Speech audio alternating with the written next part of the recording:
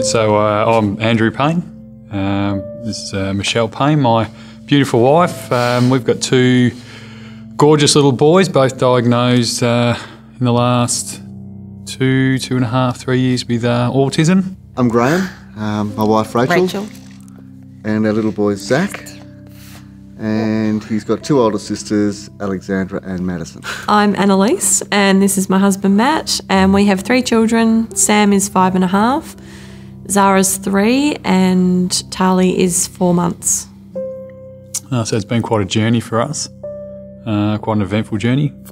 Been a lot of highs, a lot of lows, but we love these boys. They're great boys. It's been a long journey, hasn't it? Like, it doesn't seem long, 5.5 years, but it's been fairly hectic, emotional.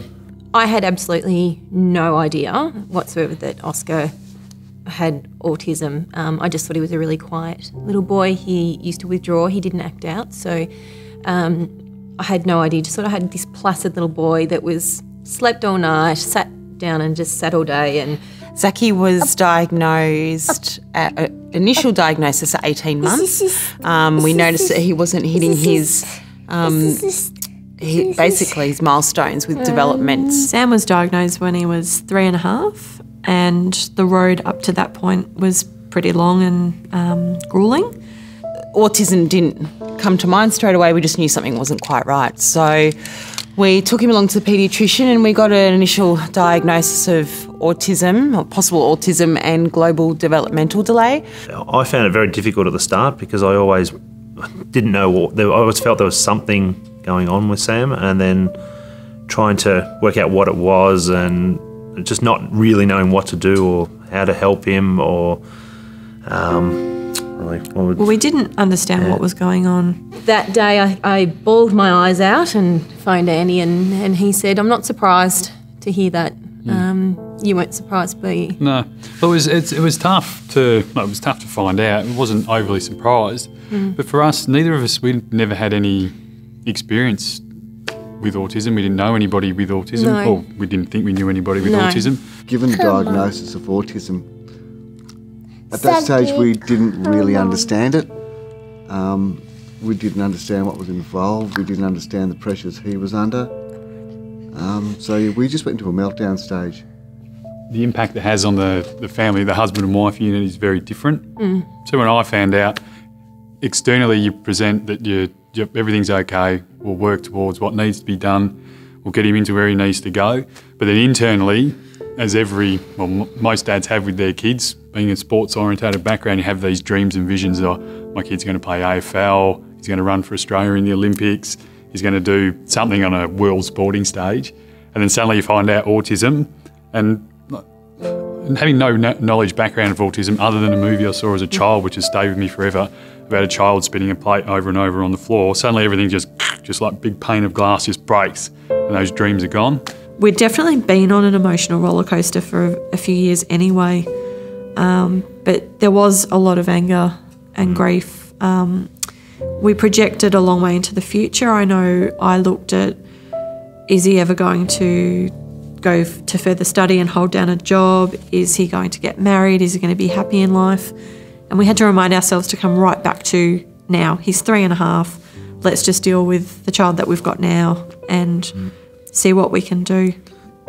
Somehow Rachel just picked the 3 of us up and she said, "This is it, this is what we're doing, this is what we have to deal with." And she has led this family and guided us and taken care of the 3 of us, especially myself and Zach. And she's just been amazing. As much as it was heartbreaking knowing that this is a lifelong type of thing, it was a relief as well to know that there were things that can be done now to help him develop and help him grow and help him become whoever he'll become. When he was first diagnosed, in some ways it was a little bit of a relief because I just thought I was a really bad mum, because he didn't feed properly, didn't sleep properly. I'm a very, very social person. He couldn't go anywhere public when he was a lot younger. We couldn't walk into anywhere a crowded room. He didn't like strange people. He didn't like people coming into our house. And I think that's probably one of the hardest things it is for people to understand, is that it's not just bad behaviour, and that is one of the stigmas attached to it, that we didn't want people.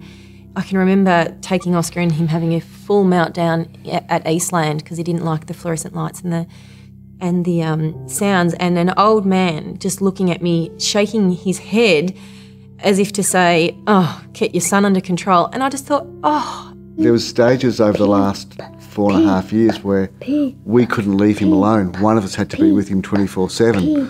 So even at his mainstream kinder, one of us was always there throughout the sessions. But we've stuck to our guns. We've learnt by trial and error, and now eventually, through all this hard work, we drop him off and it's like, bye mama, bye dada, and we're able to go. But it's been because we've had support from everyone around us, from our family, friends, from his teachers, his therapists. Everyone's worked towards the one goal, and we're starting to see the rewards now. Irabina means, for me personally, was the difference between me going into a bit of a hole and then seeing the sunshine, I guess. For me, seeing the psychologist at the time, Gay McDermott, she really gave me the tools to help with Oscar. I didn't know how to deal with him, and to not know how to deal with your child is very confronting. It's upsetting. You don't have anybody else to turn to because nobody else is going to help you more than what you can help your child. You need somebody to guide you and to listen and to help you, and that's what Irabina gave me to start with. I'd say Irabina's been our guiding light. Thank goodness for Irabina.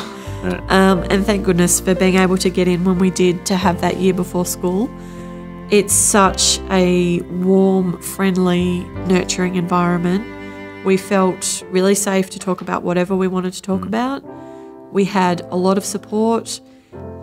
If issues cropped up, we could just talk to anybody really. There were people we met through the school holiday program that I would then see in the hallway, and I could bounce ideas off them as they walked past. Their programs were fantastic. Well, put it this way, before early intervention, we wouldn't be here right now with him. He wouldn't be able to be in this room with strangers. Certainly wouldn't be able to be sitting here and looking down a camera, or when he does anyway, but he'd be throwing a little hissy fit. He'd find it all too overwhelming, the bright lights, the colours, the sound, the people. You know, when you walk in the door, there's no judgment, there's no right, there's no wrong. There's just a help, and it's just relief. You just walk in there, you can have the worst week at home, you can be most stressful you're ever going to be, and you walk in there and you just breathe out and just relieved, because you know you're going to get help. I think too that the programs they offer, like the recent AFL program they did, was just sensational, wasn't it? It was a great opportunity for the children who weren't ready for a mainstream Auskick program to then be able to participate. But yeah, Irabina was... They're our lifesavers, huh? What's the thing called? We shudder to think where we'd be right now with Sam if we hadn't have had the time that we had there. We just roll with the day-to-day routine, and no, we don't try and pigeonhole anything about Zach or anything about the autism or pigeonhole how we should be feeling and how we should be dealing with it. We see what gets thrown up to us and we then just move with it. It's part of the whole growing and to a degree embracing your children for what they are. So I don't look at myself as a dad that has kids living with autism. So I'm just a dad, so I'm trying to manage as best as I can regardless. And Shell's no different. So we don't try and pigeonhole our kids because they have a diagnosis. So I guess as a parent, I just want him to be happy. We just want him to be happy. Guide him in the way we can and help him achieve his dreams, really.